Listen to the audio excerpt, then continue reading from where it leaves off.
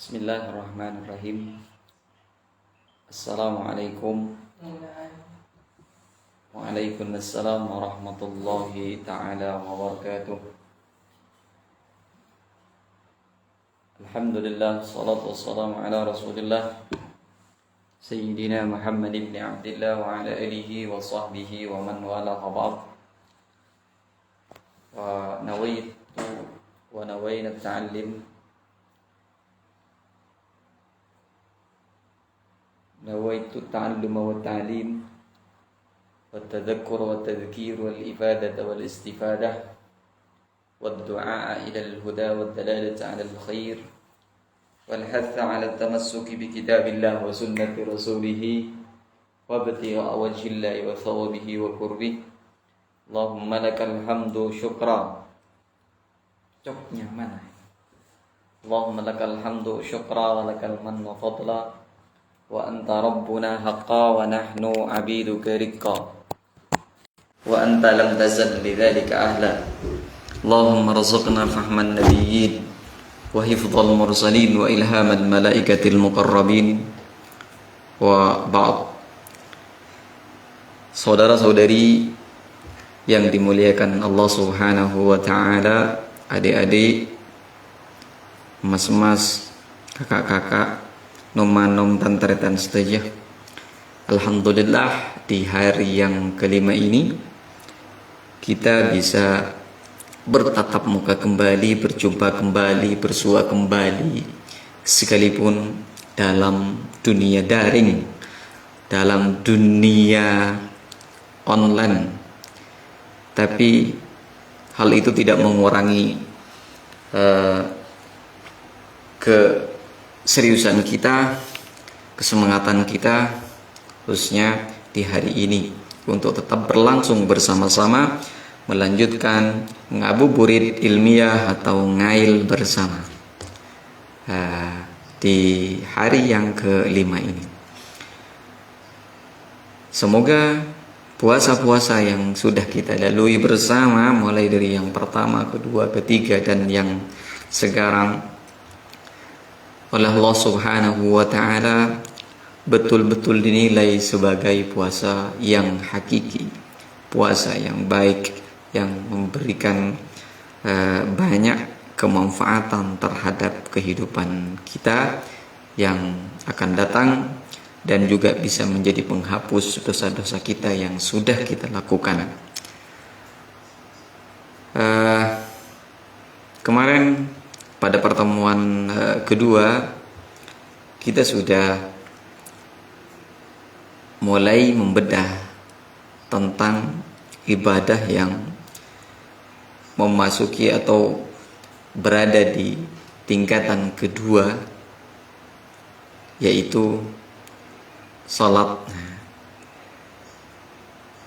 Hasil dari apa yang sudah disampaikan kemarin, bahwa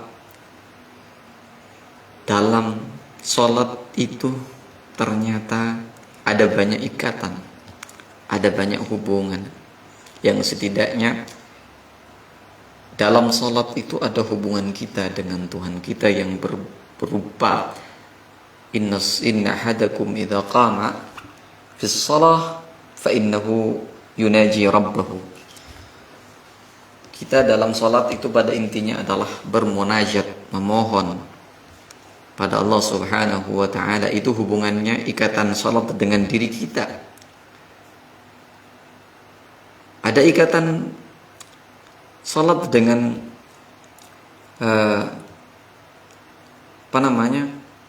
Rasulullah, sebagaimana kemarin disampaikan.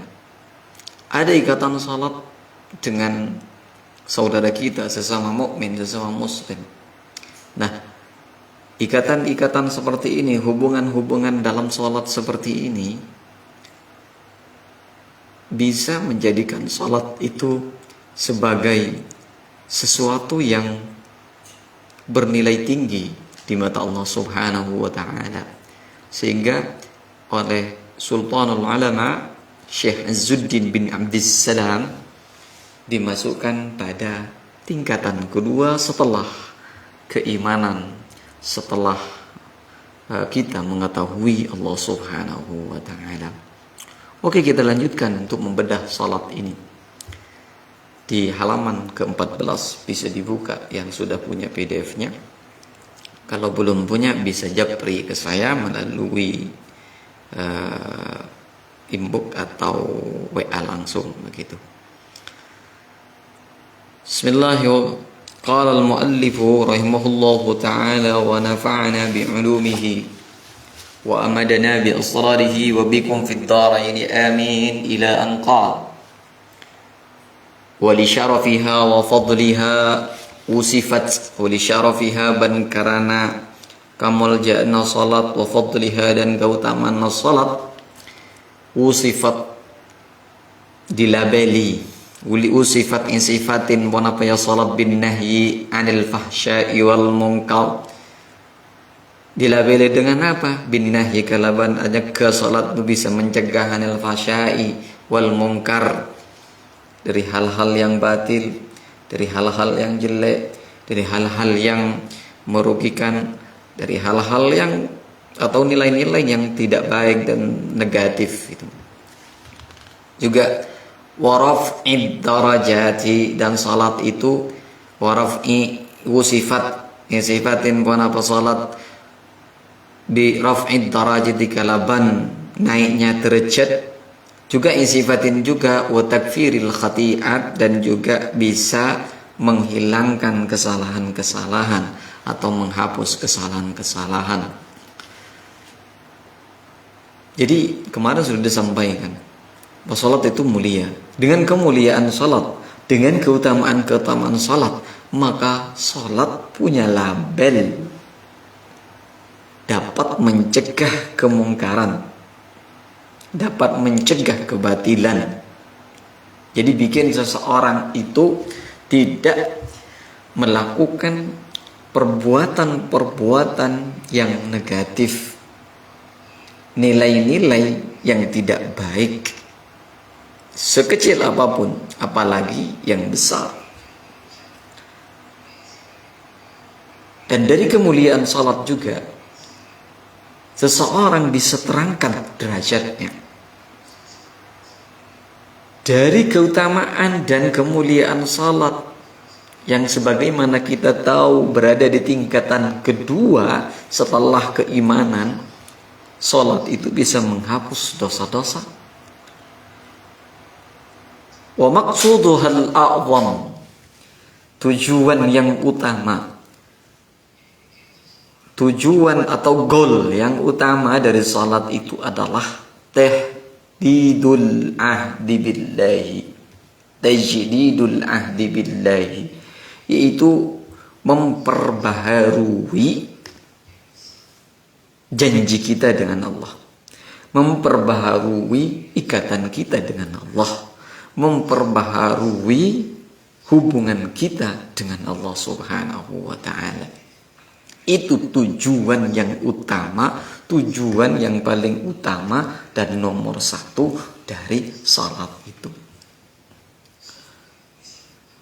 Wa qad ishtamalat min a'malil qulubi, dan salat itu wa qad ishtamalat ban, dalam salat itu istamalat meliputi amangko pon apa ya salat badal fi salat min a'malil qulubi, dari banyak-banyak kelakuan ateh, wal alsuni ban ucapan lesan, wal jawarih ban kelakuan anggota badan, baik fardhan ara farduna wa nadban ban ara kesunatan, ala ma lam yashtamil alaihi ghairuha, ala ada sebarang lam yashtamil serta amangko alaihi atas yamma ghairuha pun apa selain salat.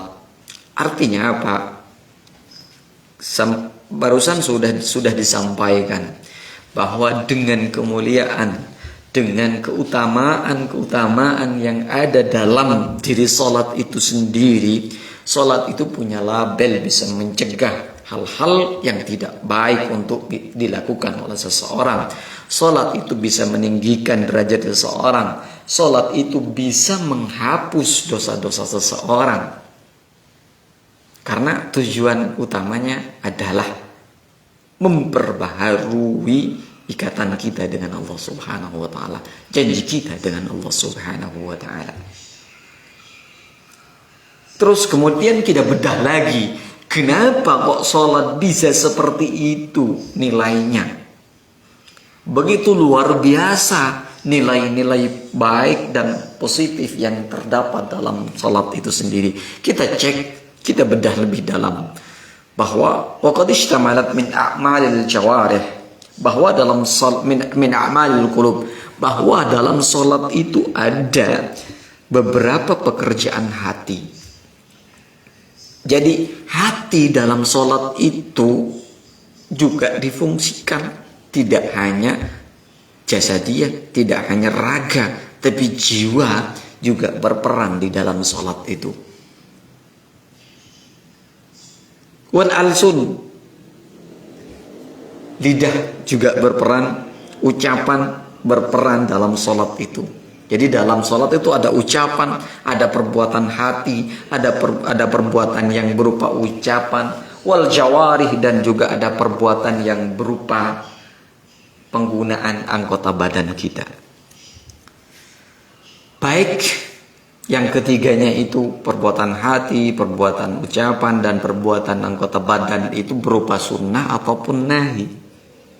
Kesemuanya adalah bagian dari sholat yang terdapat dalam diri sholat itu sendiri, dan itu tidak ditemukan dalam perbuatan-perbuatan yang lainnya, begitu kata Syekh Izzuddin bin Abdussalam. Wa nuhiya fiha an a'malin wa aqwalin lam yunha anha fi ghairiha, dan juga dalam sholat itu ada beberapa hal yang dicegah untuk tidak dilakukan, ya, dicegah untuk dilakukan dan tidak ditemukan di perbuatan-perbuatan yang lain. Ya, misalkan sampean dilarang ngomong selain bacaan-bacaan sholat, berbicara dalam sholat selain bacaan sholat tidak bisa. Yang lainnya mungkin bisa dilakukan gitu. Seperti contohnya kayak di tawaf itu ya misalkan. Kullu dzalika, apa tujuannya itu? Kenapa sholat ini lebih khusus daripada perintah, titah, dan perbuatan-perbuatan yang lain? Kenapa? Kullu dzalika liyatawaffaral mukallafu 'alal iqbali 'alaiha. Jadi tujuan kenapa dalam sholat itu khusus ada perbuatan hati, ada perbuatan raga, ada perbuatan jiwa, ada larangan-larangan yang tidak dicegah di perintah-perintah yang lainnya, tapi dalam sholat itu sangat dicegah. Kenapa?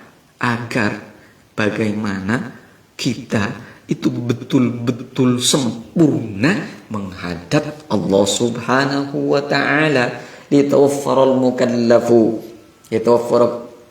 agar supaya sempurna al-mukallafu, pasir orang mukallaf al-iqbali 'alaiha, itu ngadep Allah, yaitu untuk salat, agar salatnya itu bisa sempurna. Kenapa? Sekali lagi, lianna sangkuna maksudaha, maksud salat tajdidul ahdi billahi, tajdidul ahdi paneka nganyaren al-ahdi janji billahi ka Allah Subhanahu wa ta'ala. Karena salat itu adalah memperbaharui ikatan janji dengan Allah Subhanahu wa ta'ala. Walidzalika ju'ilat lahu mawaqit. Kenapa hal itu ada dalam salat? Karena salat itu sendiri adalah tujuan utamanya bagaimana janji kita, hubungan kita dengan Allah Subhanahu wa ta'ala itu selalu terbaharui. Walidzalika, maka dari kadisa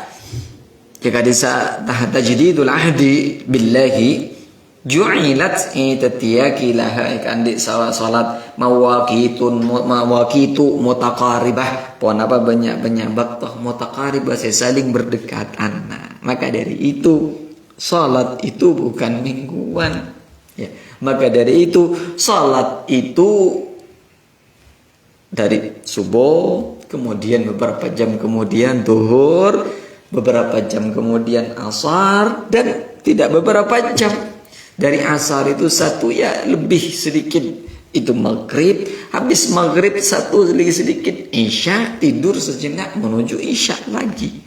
Jadi ada waktu-waktu yang dekat dari sholat yang satu ke yang lainnya. Tujuannya apa? Biar hubungan kita dengan Allah, ikatan kita dengan Allah, janji kita dengan Allah sebagai pencipta itu selalu terupdate. Tidak hanya status yang selalu diupdate, tapi hubungan kita. Ya, sebetulnya kalau dibahasakan sekarang lah begitu, kira-kira artinya. Bahwa tujuan dari sholat yang 5 waktu, waktunya yang berdekatan, itu tujuannya adalah biar selalu terupdate, tidak hilang. Bukan mingguan ibadah sholat itu, tapi satu hari itu 5 kali. Subhanallah. Jadi itu tujuannya, bahwa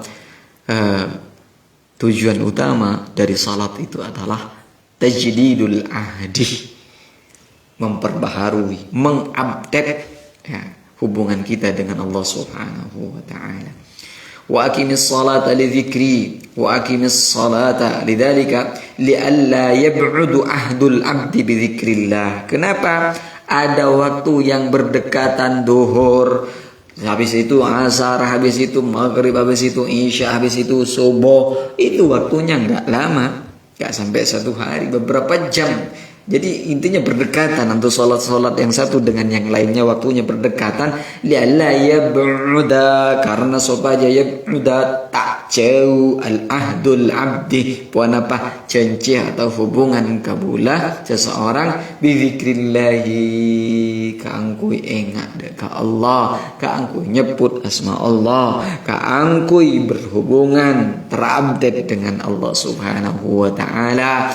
Walidzalika qala ta'ala, adabu basir Allah Subhanahu wa ta'ala, wa aqimis salata li dzikri, wa aqim, dan laksanakan salat li dzikri, adalah untuk mengingat saya. Jadi kamu selalu terupdate. Jelas, inilah salat. Inilah salat. Jadi tujuan utamanya adalah bagaimana kita selalu mengupdate hubungan kita dengan Allah Subhanahu wa taala. Namun sayangnya yang banyak terjadi dalam kehidupan kita, ya, entah siapapun, kalian atau saya sendiri, seringkali di saat salat itu lupa, jiwa kita tidak diikutkan untuk salat. Dengan apa? Dengan kesibukan-kesibukan kita, dengan tujuan-tujuan duniawi kita, dengan karakter-karakter materialis kita, sehingga di saat salat bukan ingat Allah, bukan ingat salat, tapi yang diingat adalah bagaimana ayam di pasar sudah laku atau belum, bagaimana es di pinggir jalan banyak yang beli atau belum, bagaimana orang yang ngutang uang kita, kapan mau bayar. Itu yang kita ingat dalam sholat, karena jiwa kita tidak diikutkan untuk sholat. Af'alul qulubnya tidak kita usahakan, tidak kita upayakan. Sebagaimana yang disampaikan barusan, bahwa dalam sholat itu ada af'alul qulub, ada perbuatan-perbuatan yang bersifat hati, ada perbuatan-perbuatan yang bersifat ucapan, ada perbuatan-perbuatan yang bersifat anggota badan berupa tangan, seperti ngangkat tangan, ruku, sujud, dan sebagainya. Intinya dalam sholat itu ada, harus jiwa, harus ada raga yang difungsikan. Biar apa? Biar hubungan kita itu selalu betul-betul terupdate. Tidak hanya story FB, story WA yang selalu diupdate. Hubungan kita dengan Allah yuk update sebaik mungkin. Fal fardu fiha, gitu ya. Jadi sholat itu betul nanti akan bisa menjadi pencegah dari hal-hal yang kemungkaran, itu diungkapkan oleh Allah Subhanahu wa taala dalam surat Al-Ankabut itu.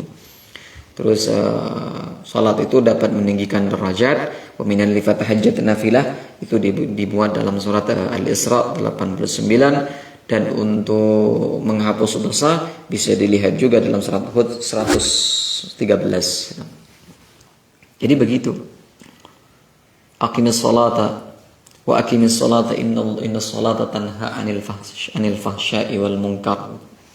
Itu yang disebutkan. Yang kedua, wa minal laili fatahajjat nafilatan laka 'asa ayyab'atsaka rabbuka maqaman mahmuda. Yang ketiga, wa aqimis salata tarafayil nahari wa zulafan minal laili innal hasanat yudhhibna as-sayyi'at. Bahwa kebaikan itu dapat menghilangkan keburukan-keburukan. Jadi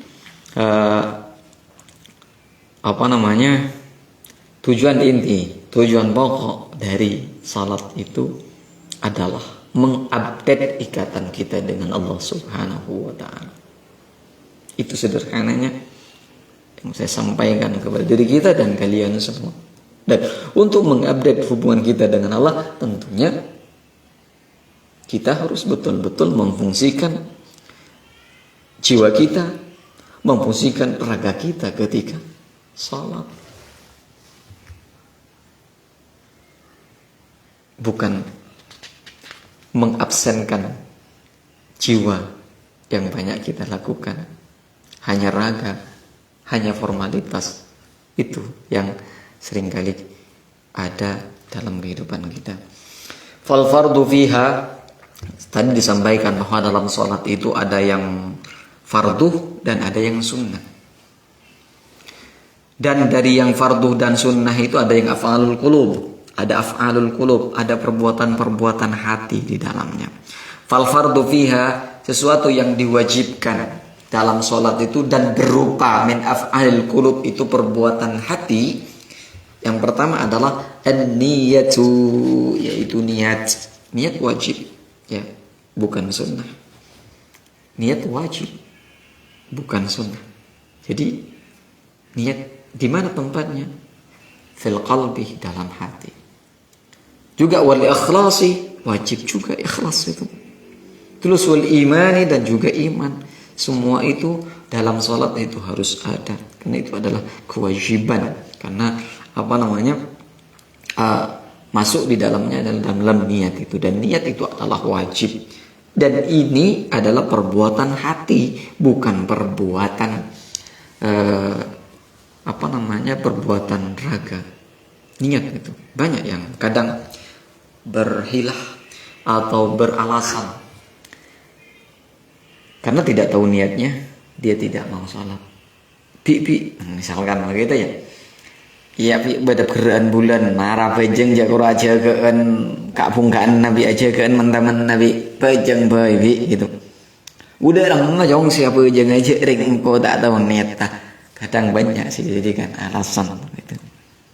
Karena niat itu dalam hati sudah. Di mulut itu usolli sunnatan lil kusuf aw lil khusuf, itu hanya sunnah ya. Ya kalau nggak tahu nggak usah dipaksakan bahasa Arabnya. Allahu Akbar, niatkan dalam hatinya sambil mau sholat apa kek gitu. Mau sholat hajat, mau sholat sunat, mau sholat gerhana matahari, sholat gerhana bulan, atau mau sholat mutlak dan sholat tarawih, sholat yang lainnya. Itu nggak penting bahasa Arabnya. Yang penting adalah niat dalam hatinya. Ya pakai bahasa Madura, no problem, nggak jadi masalah. Gak usah usollit tok, begitu nggak usah. Jadi Allahu Akbar dalam hatinya, betul gaul niat sholat tarawih 2 rakaat, Allahu Akbar. Kalau makmuman dia ikuti makmumnya gitu. Makmuman Allahu Akbar. Mare tak usah ruwet, karena biasanya orang yang sepo pipi anom biasanya itu karena tidak tahu niatnya dijadikan alasan untuk tidak panen pahala gitu.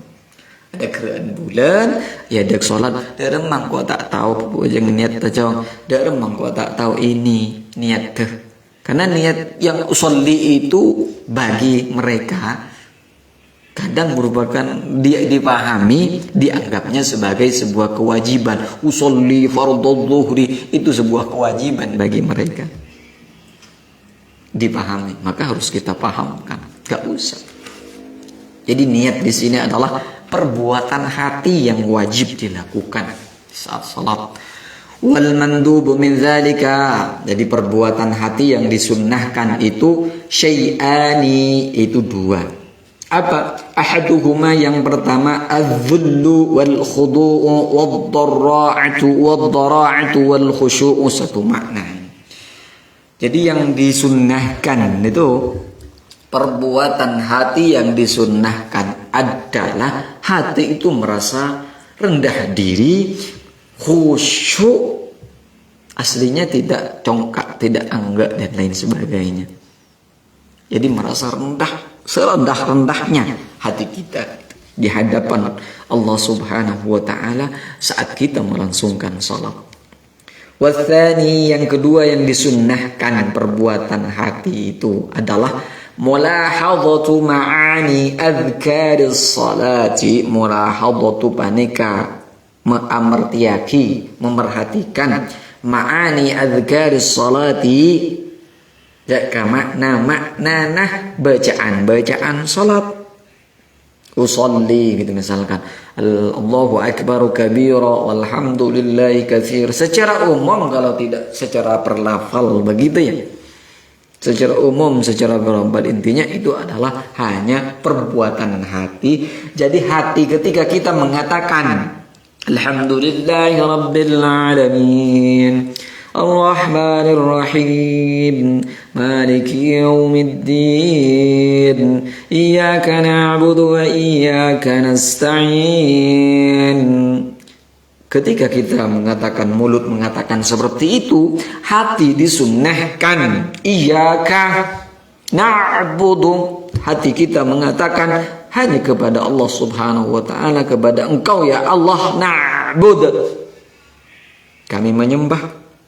Wa iyyaka, dan hanya kepadamu nasta'in, kami mohon pertolongan, memohon ampunan, memohon permintaan, maka kabulkanlah permintaan.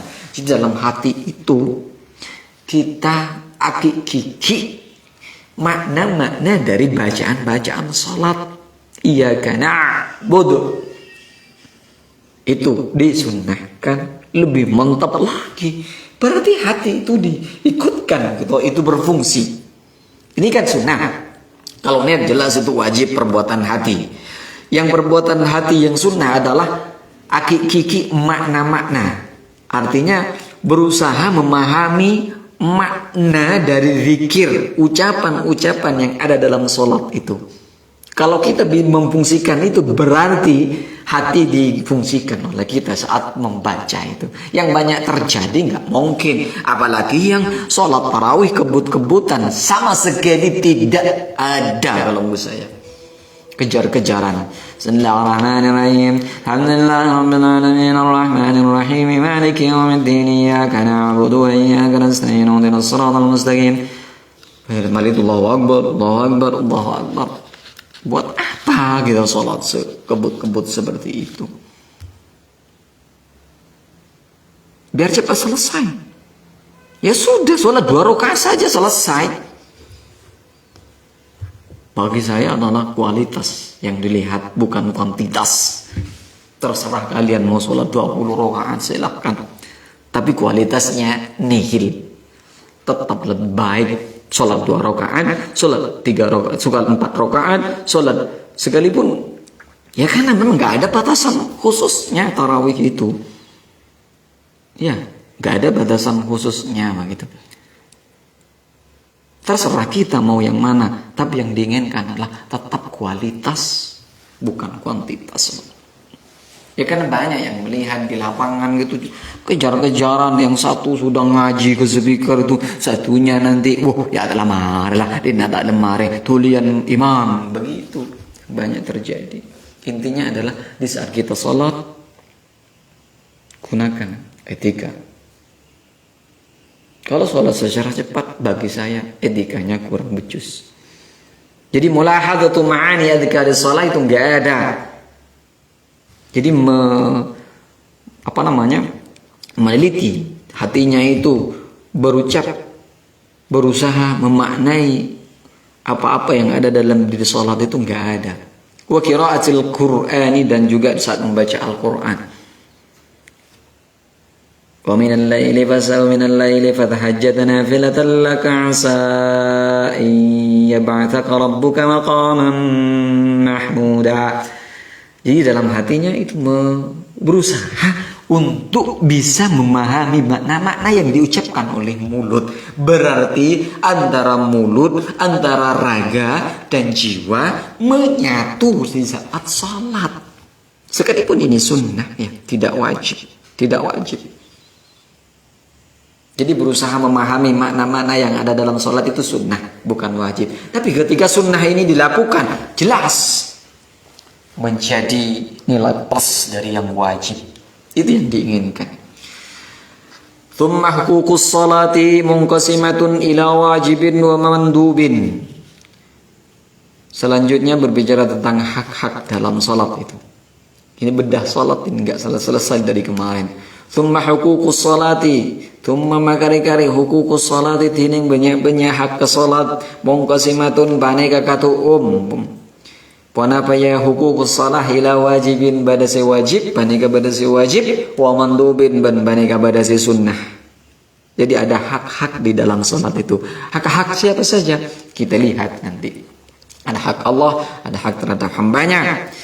Kita lihat. Fahaqqullahi fil fatihati, hak untuk Allah subhanahu wa ta'ala fil fatihati, baneka badai surat al-fatihah. Di mana surat al-fatihah? Fi syatrihal awwali, itu dengan alimnya pertama di surat Al-Fatihah gitu. Contohnya Bismillahirrahmanirrahim.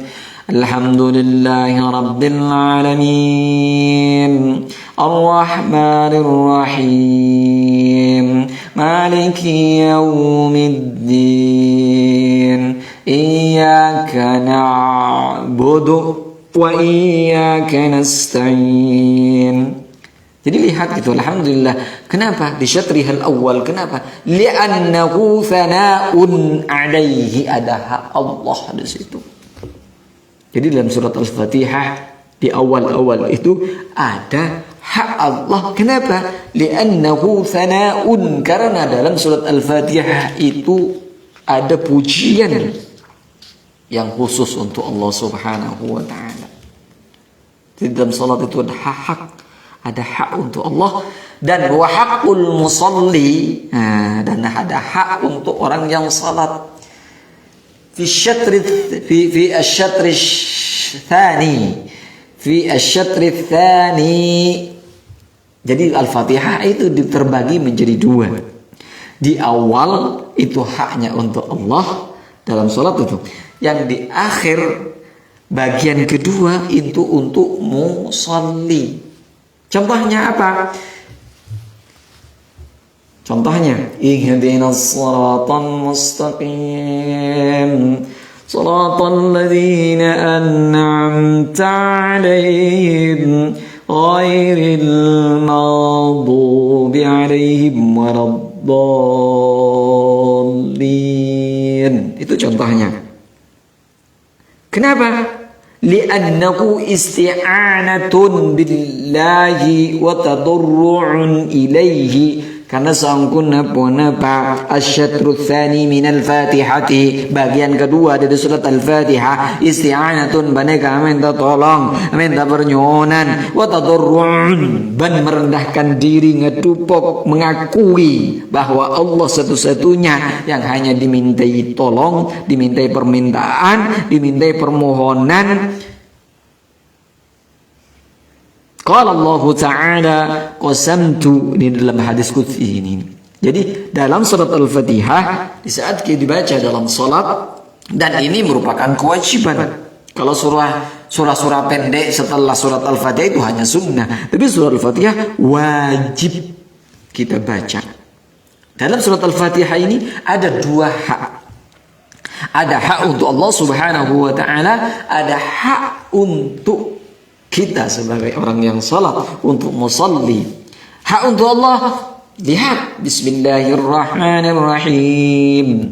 Alhamdulillahi Rabbil Alamin, Ar-Rahmanir Rahim, Maliki Yawmiddin, Iyyaka na'budu wa iyyaka nasta'in, Maliki Yawmiddin, Iyyaka na'budu. Lihat, syatrul awal dari surat Al-Fatihah itu adalah berisi pujian-pujian kepada Allah Subhanahu wa taala, yang mana pujian itu hanya khusus untuk Allah Subhanahu wa taala, bukan tetangga kita, bukan guru kita, bukan juga pacar kita. Bukan. Sehingga Rasulullah dari yang kedua dalam surat Al-Fatihah itu ada hak untuk orang yang salat. Jadi dari mana dimulai? Dari isti'anah itu. Ihdinas siratal mustaqim.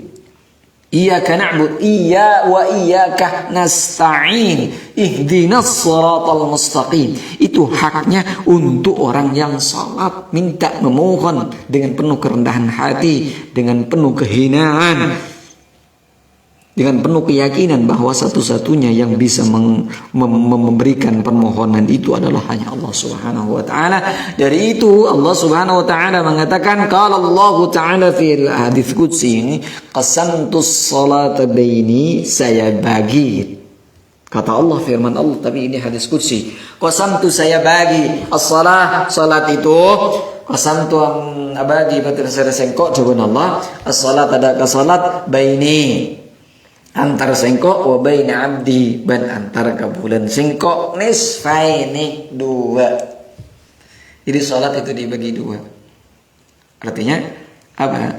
Artinya di dalam salat itu ada hak Allah, di dalam salat juga ada hak musalli. Wa li abdi ma sa'al, wa li abdi ban ika andi tanggabulah ma sa'al.